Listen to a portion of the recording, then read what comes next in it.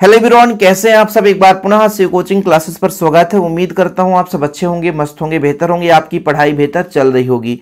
आज बात करेंगे बच्चों हिंदी में प्रबंध काव्य और मुक्तक काव्य में अंतर। बच्चों यदि आप लोग क्लास 12th में हैं और एमपी बोर्ड से हैं और हिंदी का आपको नोट्स चाहिए तो मेरा पर्सनल नंबर है, व्हाट्सअप नंबर है, इस पे आप संपर्क कर सकते हैं 96 85 29 91 49। ये मेरा पर्सनल कॉन्टैक्ट नंबर है बच्चों। जिसको भी नोट्स लेना है मात्र 100 रुपये चार्ज लगते हैं। ऑल चैप्टर के नोट्स हिंदी के दिए जाते हैं। जिन बच्चों को लेना है तो संपर्क कर सकते हैं। चलिए शुरू करें बच्चों। प्रबंध काव्य और मुक्तक काव्य में अंतर। पहला अंतर है प्रबंध काव्य का आकार विस्तृत होता है, मतलब बड़ा होता है। इसमें जो भी काव्य संग्रह की रचना की जाएगी संपूर्ण जीवन का कथा का वर्णन होगा। जैसे रामचरितमानस एक आपका प्रबंध काव्य है, इसमें श्री राम जी के पूरे आदर्शों का वर्णन रहता है, पूरा सर्गबद्ध इसमें वर्णन होता है बच्चों। वहीं पे यदि हम बात करें मुक्तक काव्य का आकार जो है सीमित होता है, जैसे बिहारी सतसई। हालांकि बिहारी सतसई के बारे में किसी को नहीं पता, लेकिन आप ये अंदाजा लगा सकते हो कि अंतर पड़ रहे हैं तो एक का वो अपोजिट होगा। प्रबंध काव्य का आकार बड़ा है तो मुक्तक काव्य का आकार जो होगा बच्चों सीमित होगा या छोटा होगा।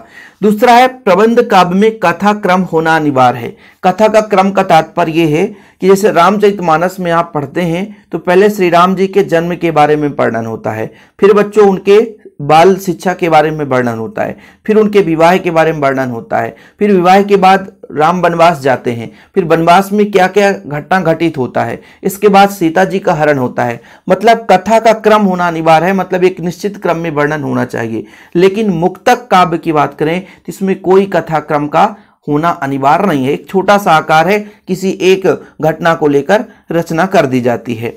प्रबंध काव्य में अनेक रस होते हैं। सीमित है बच्चों, सिंपल है कि यदि किसी का आकार बड़ा है तो अनेक रसों का प्रयोग होगा और छंद भी कई सारे इसमें प्रयोग किए जाएंगे। लेकिन वहीं पे मुक्तक काव्य की बात करते हैं जहां पे, तो यहाँ पर एक रस की प्रधानता होती है। सबसे बड़ी बात तो ये है बच्चों कि मुक्तक काव्य सीमित है। किसी व्यक्ति के बारे में एकदम सिंपल तरीके से लिखेंगे वो मुक्तक काव्य होगा, लेकिन उनके संपूर्ण जीवन का वर्णन होगा, विस्तृत आकार होगा तो प्रबंध काव्य होता है। यदि प्रबंध काव्य की बात करें बच्चों ये सर्गबद्ध होता है, ठीक है। इसमें कम से कम 8 सर्ग होने चाहिए। लेकिन मुक्तक काव्य जो होता है इसमें सर्गबद्ध होना जरूरी नहीं है, सर्गबद्ध नहीं होता है। यदि हम छंद की बात करें बच्चों तो प्रबंध काव्य में अनेक छंदों का प्रयोग किया गया है। इस काव्य में छंदों में पूर्वापर संबंध पाया जाता है। लगातार जो छंद प्रयोग किए जाते हैं उनका हम कई बार प्रयोग करते हैं, लेकिन इसमें बच्चों ऐसा नहीं है।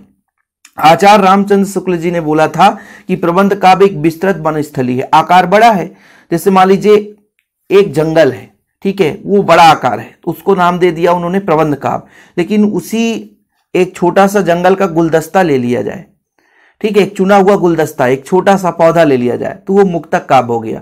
कहने का मतलब प्रबंध काव्य का आकार बड़ा है तो एक जंगल से, वनस्थली से उन्होंने तुलना कर दी रामचंद्र शुक्ल जी ने, और बोला भैया कि गुलदस्ता जैसे फूलों का गुच्छा, कई सारे फूल मिला लो एक गुच्छा बना देते हैं। तो मान लीजिए एक फूल का बगीचा है तो बगीचा को बोलते हैं प्रबंध काव्य, और फूलों को तोड़कर एक गुलदस्ता छोटा सा बना दे तो फिर वो आपका मुक्तक काव्य हो जाता है। कहने का मतलब ये हुआ कि जो आपका प्रबंध काव्य विस्तृत है, बहुत ज्यादा है ना, बड़ा आकार में है, लेकिन आपका जो मुक्तक काव्य है वो सीमित है बच्चों।